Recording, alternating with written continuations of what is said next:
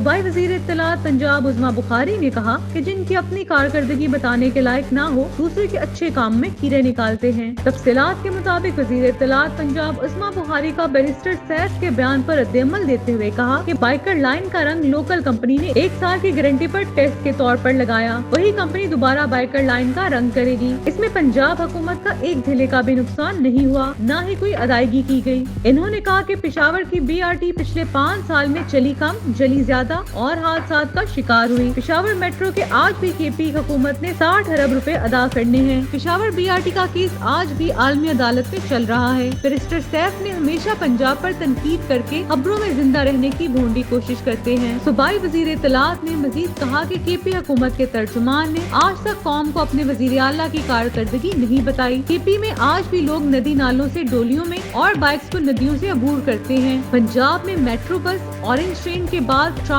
और underground green line बनने जा रही है। जिनकी अपनी कारकर्दगी बताने के लायक ना हो, तो वो दूसरों के कामों में कीड़े ही निकालते हैं।